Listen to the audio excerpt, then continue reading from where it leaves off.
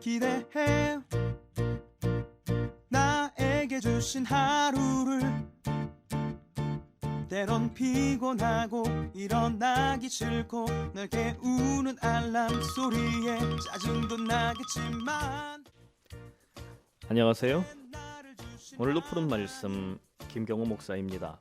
주무시지 않고 나를 지키셨네. 오늘을 나에게 주셨네. 새 말씀 안에 주가 주신 사랑과 은혜와 능력.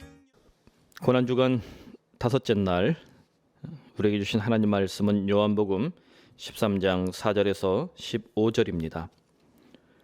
저녁 잡수시던 자리에서 일어나 겉옷을 벗고 수건을 가져다가 허리에 두르시고 이에 대야에 물을 떠서 제자들의 발을 씻으시고 그 두르신 수건으로 닦기를 시작하여 시몬 베드로에게 이르시니 베드로가 이르되 주여 주께서 내 발을 씻으시나이까. 예수께서 대답하여 이르시되 내가 하는 것을 네가 지금은 알지 못하나 이후에는 알리라. 베드로가 이르되 내 발을 절대로 씻지 못하시리이다. 예수께서 대답하시되 내가 너를 씻어주지 아니하면 네가 나와 상관이 없느니라. 시몬 베드로가 이르되 주여 내 발뿐 아니라 손과 머리도 씻어 주옵소서. 예수께서 이르시되 이미 목욕한 자는 발밖에 씻을 필요가 없느니라. 온 몸이 깨끗하니라. 너희가 깨끗하나 다는 아니니라 하시니 이는 자기를 팔 자가 누구인지 아심이라. 그러므로 다는 깨끗하지 아니하다 하시니라. 그들의 발을 씻으신 후에 옷을 입으시고 다시 앉아 그들에게 이르시되 내가 너희에게 행한 것을 너희가 아느냐. 너희가 나를 선생이라 또는 주라 하니 너희 말이 옳도다. 내가 그러하다.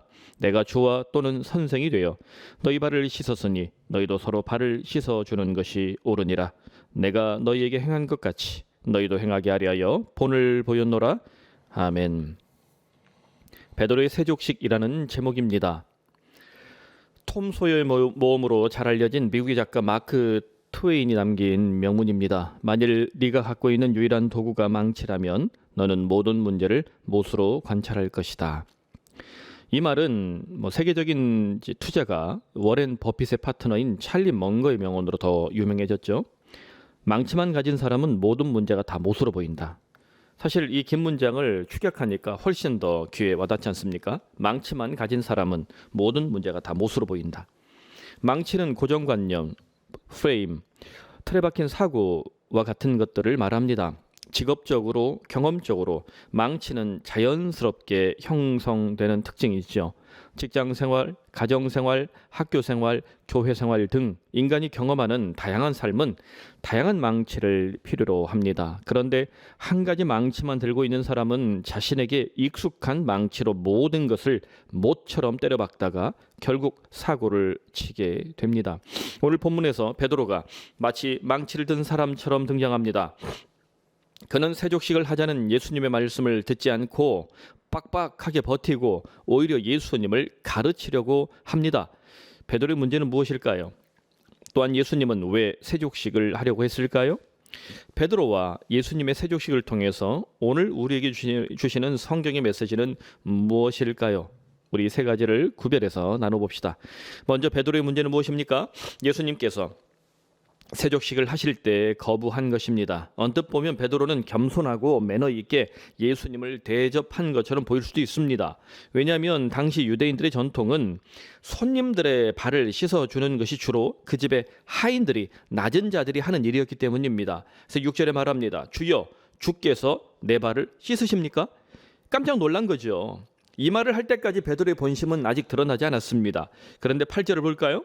내 발을 절대로 씻기지 못하시리이다. 이걸 원문대로 번역하면 베드로의 의도가 더 잘 드러납니다. 내 발을 이 세상이 끝날 때까지 영원히 씻기지 못할 것입니다. 훨씬 더 강한 뜻입니다. 내 발을 세상 끝날 때까지 영원히 씻기지 못할 것입니다. 베드로는 하나님의 아들이신 예수님께서 자신의 발을 씻어주는 것을 받아들일 수 없었습니다. 그러니까 아주 공개적으로 심지어 주님께 명령할 정도로 저항하고 있습니다. 그렇다면 베드로의 문제는 무엇일까요? 변화산을 경험했을 때 하나님의 말씀을 우리가 기억하면 좋겠습니다. 누가복음 9장 35절입니다. 이는 나의 아들 곧 택함을 받은 자니 너희는 저의 말을 들으라. 누구의 말을 들으라 하셨습니까? 예수의 말을 들으라. 여러분, 변화산에서 하나님 말씀하셨어요. 너희는 예수의 말을 들으라. 다시 말하면 너희는 예수의 말이 너희 생각과 너희 뜻과 일치하거든 들으라, 이 말이 아닙니다. 너희는 예수의 말을 네 생각과 네 뜻과 좀 다르더라도 제발 무조건 좀 듣고 즉시 순종 좀 해라, 이 말씀이에요. 오늘날 우리들도 베드로 같은 입장, 베드로 같은 태도가 얼마나 많습니까? 예수의 말씀을 듣고 성경의 말씀을 듣고 내 뜻과 내 생각과 맞으면 순종하고 맞지 않으면 틀렸다, 다르다 라고 해서 베드로처럼 빡빡하게 거부하는 그런 문제 있는 태도를 보이지 않습니까? 그런데 이 베드로의 이 태도를 보면서 우리가 좀 고민해 봅시다. 베드로는 예수의 말씀을 자기 생각대로 분석하고 있잖아요. 간단히 말하면 내가복음에 빠진 것입니다.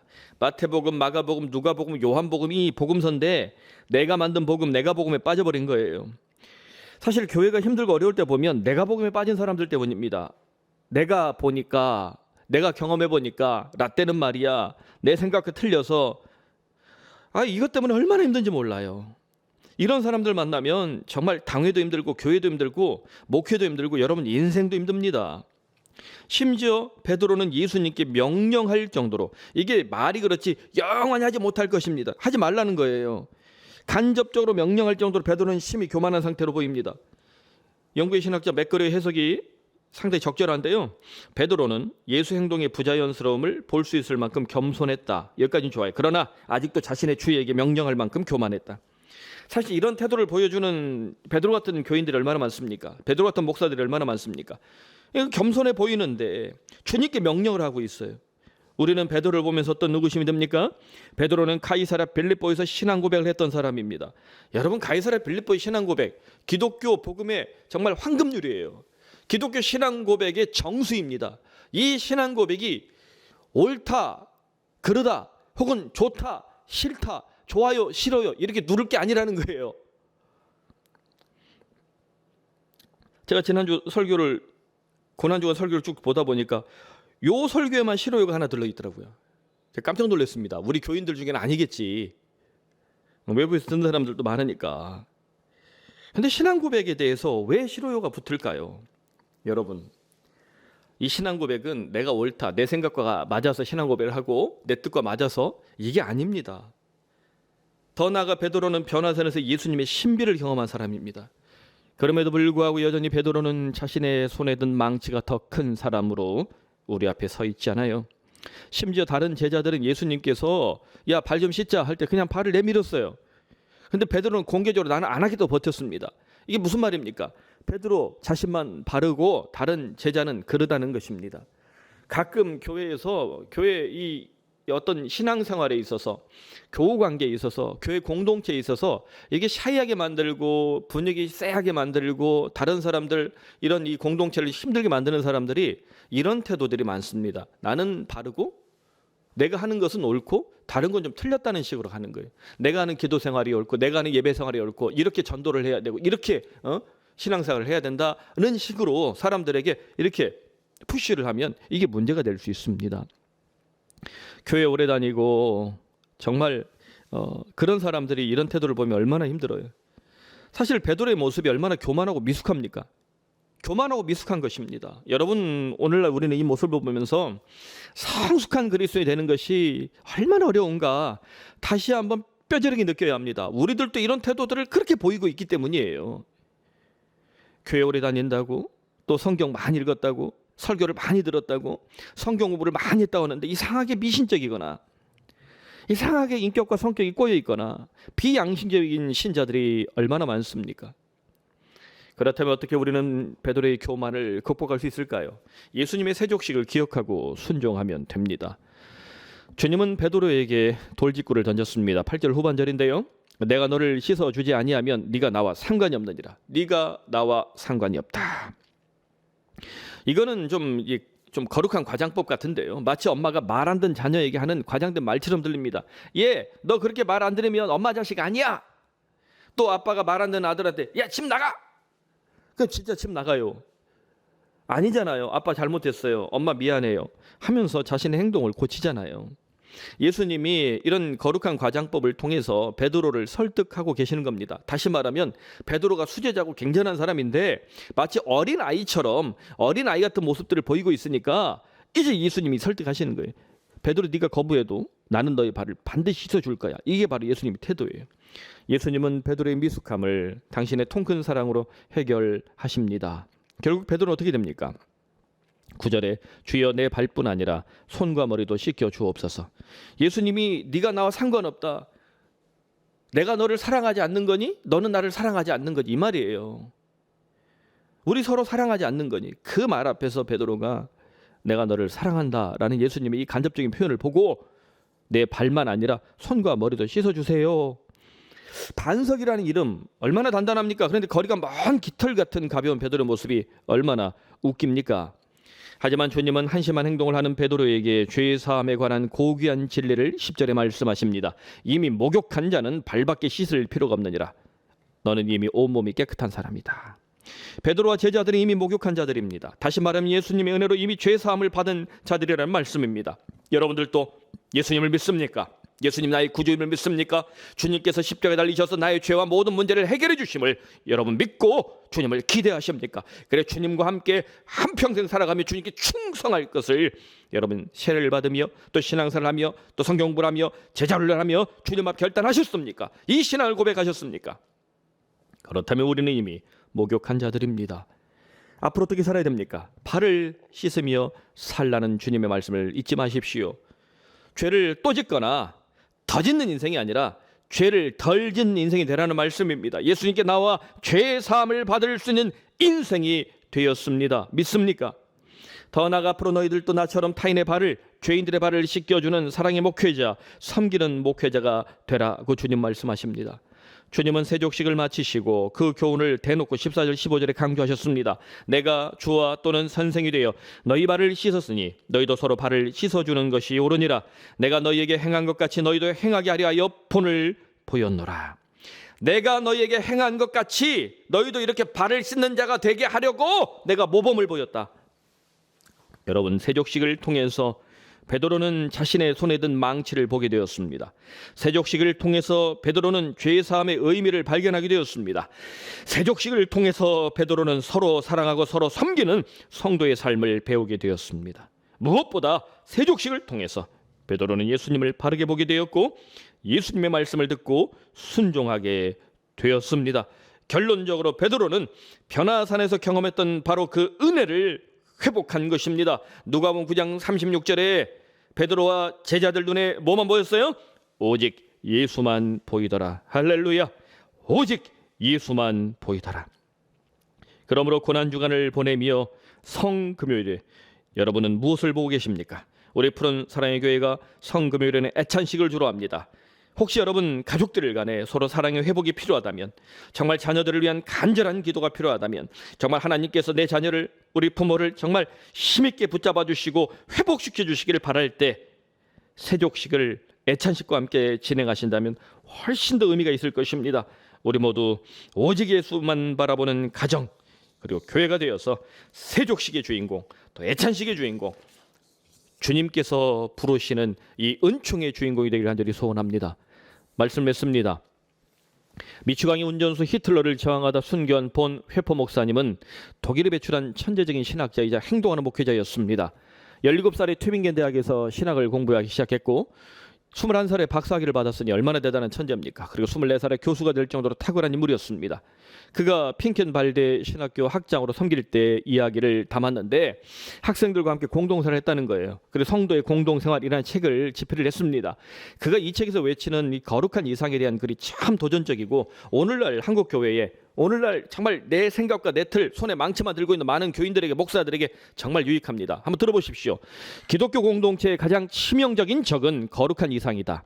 많은 공동체들이 각자의 이상을 가지고 그것을 추구하나 결국은 무너지고 만다. 이것은 하나님께서 무너뜨리신다. 왜냐하면 공동체는 우리가 만들어가는 것이 아니라 예수님의 사역의 결과로 이미 주어진 것이기 때문이다. 단지 우리가 할 일은 자신의 이상은 내려놓고 예수님이 이루신 공동체를 있는 그대로 받아들이면 된다. 내가 세우려고 하는 부담과 욕심을 내려놓으면 주님이 주신 것을 감사하고 누리게 된다. 여기서부터 시작이다. 여러분, 이 핵심적인 내용을 다시 한번 제가 읽겠습니다. 많은 공동체들이, 많은 사람들이 내가 생각하는 생각, 가치관, 뜻을 가지고 이상적인 공동체를 추구한다는 거예요. 그런데 그런 공동체, 사람이 자기 뜻대로 만든 이상적인 공동체는 결국 어떻게 된다? 무너지고 만다는 겁니다. 누가? 하나님께서 무너뜨리신다. 공동체는 우리가 만들어가는 것, 내 생각과 내 뜻으로 만드는 것이 아니라 예수님의 사역의 결과로 이미 주어진 것이기 때문이다. 이 말을 잊지 마십시오. 여러분, 주님이 주신 것을 감사하고 누리며 바로 여기서부터 시작해야 된다는 겁니다. 베드로가 자신의 거룩한 이상 앞에서 예수님의 세족식을 거부했었잖아요. 만약 우리가 내가 만든 이상, 내가 꿈꾸는 공동체, 내 손에 든 망치로 건축한 이상적 교회를 꿈꾸고 있다면 어떻게 해요? 하나님은 그것을 반드시 무너뜨리십니다. 우리가 현실에서 경험하는 교회는 무균실이 아니잖아요. 하나님은 교회를 진공 상태로, 죄가 없는 상태로, 죄가 없는 세상에 던져놓지 않으셨잖아요. 교회는 부족하고 연약한 죄인들이 모일 수 있는 사랑의 공동체가 되어야 하고 발을 씻는 섬김의 공동체가 되어야 합니다. 주님의 모범을 따라서 세족식의 정신만 지킨다면 그것이 바로 주님이 기대하시는 이상적인 공동체의 모습이 아니겠습니까? 그러므로 오늘 우리가 세우는 푸른 사랑의 교회는 발을 씻어주는 교회가 되고 있습니까? 우리는 손에 든 망치를 내려놓고 주님께서 꿈꾸시는 교회를 세우고 있습니까? 우리 푸른 사랑의 모든 성도들이 이 세족식의 주인공이 되어서 주님께서 꿈꾸시는 거룩한 공동체, 이상적인 공동체, 내 손에 든 망치를 내려놓고 주님의 교회를 온전히 세울 수 있기를 간절히 축원합니다. 우리 함께 기도합시다. 오늘 말씀 앞에서 내 자신을 위해, 또 사랑하는 가족을 위해, 또 사랑하는 성도들을 위해, 내가 기억하는 이들을 위해 기도합시다. 손에 든 고집의 망치, 교만의 망치, 비난의 망치, 험담의 망치를 내려놓고 예수님의 세족식을 날마다 경험하게 하여 주옵소서. 푸른 사랑의 교회가 주님께서 꿈꾸시는 교회가 되어서 수많은 죄인들이 목욕하러 오는 교회, 또한 복음을 떠난 교인들이 발을 씻으러 돌아오는 공동체가 되게 하여 주옵소서. 미얀마 문제와 투쟁을 위해 기도합시다. 주여, 미얀마의 군사 독재가 부서지게 하시고 민주화 투쟁이 승리하게 하여 주옵소서. 우리 한반도와 전 세계의 코로나 백신과 치료제가 속히 공급되어 코로나를 극복하고 일상을 회복하게 하여 주옵소서. 또 내가 기억하는 환우들을 위해서 이런 마음을 모아 함께 기도하겠습니다. 자비로우신 하나님 아버지, 주의 말씀 앞에 나아갑니다. 주님, 제자들의 발을 씻겨주셨던 예수님의 모습, 주님이 세족식의 정신을 우리가 결코 잊지 않게 하시고, 오 주님, 세족식의 정신을 따라 살아가며 섬김의 공동체, 사랑의 공동체, 주님 화해의 공동체, 용서의 공동체를 온전히 세울 수 있도록 은혜를 베풀어 주시옵소서. 내 손에 든 고집의 망치를 내려놓겠습니다. 교만의 망치를 던져놓겠습니다. 비난의 망치를 지워버리겠습니다. 험담의 망치를 불태워버리겠습니다. 예수님의 세족식을 날마다 겸하게 하사 우리 모든 성도들이, 우리 자녀들이, 우리들이 오직 예수님만 바라보는 인생이 되게 하여 주시옵소서. 주님, 연약하고 부족한 그런 사랑의 교회를 여기까지 인도하시니 감사합니다. 주께서 꿈꾸시는 교회가 되게 하여 주시옵소서. 수많은 죄인들이 목욕하는 교회가 되길 바랍니다. 또한 복음을 떠난 교인들이 발을 씻으러 돌아오는 용서와 화해의 공동체가 되게 하여 주시옵소서. 주님, 미얀마 군사 독재가 부서지게 하여 주시옵소서. 주님, 시민의 생명을 함부로 훼손하는 저 군부 독재를 격파하여 주시고 피 뿌리며 투쟁하는 미얀마 시민들을 보호하여 주시고 반드시 승리케 하여 주시옵소서. 우리 한반도에 또 전 세계에 코로나를 이겨낼 수 힘을 주시며 하나님, 일상을 회복시켜 주사 주님을 마음껏 찬양하며 예배할 수 있도록 주의 은혜를 베풀어 주시옵소서. 우리가 주님 앞에 겸손치 못했던 것, 주님이 예배의 감사를, 하나님 찬양할 수 있었던 일상을, 하나님 함께 모여 함께 울고 함께 오는 이 공동체를 우리가 지킬 수 있었던 이 일상을 주님 온전히 바라보니 하나님 아버지 은혜를 베풀어 주시옵소서. 자비로우신 하나님 아버지, 우리들의 기도를 들어주시며 특별히 이 세족식의 정신 앞에 다시 무릎을 꿇습니다. 내 손에 든 고집의 망치, 비난의 망치, 험담의 망치, 교만의 망치, 불신앙의 망치를 던져버리겠사오니 주님, 세족식의 주인공으로 살아가게 하여 주시옵소서. 이 시간 삶의 고통과 어려움 가운데 있는 이들을 잊지 마시고 주님, 그들의 몸을 씻어주시고 그 발을 씻어주사 주님, 새로운 삶의 능력을 부어 주시옵소서. 걸어가신 하나님 아버지, 삶의 우울함과 인생의 고통 가운데 힘들어하는 주님 장년들을 잊지 마시고 하나님 아버지, 우리 푸른 사랑의 교회 장년들이 정말 주님의 은혜 가운데 세족식의 주인공답게 오직 예수만 바라보며 반드시 승리케 하여 주시옵소서. 그래야 그 마음 심장 가운데 주님 하늘의 기쁨이, 하늘의 위로가, 하늘의 평강이 오직 예수 그리스도의 십자가의 능력이 일어나게 하여 주시옵소서. 주님, 우리 푸른사랑의 장로님들 또 우리 권사님들 붙잡아 주셔서 교회 어른들, 기도의 어른들이 되어 주님 정말 교회를 위해, 후배들을 위해 기도하며 또한 사랑의 어른들이 되어서 힘들고 지친 이들을 위로하고 하나님 아버지 정말 교회를 굳건히 세우는 주의 종들이 되게 하여 주시옵소서.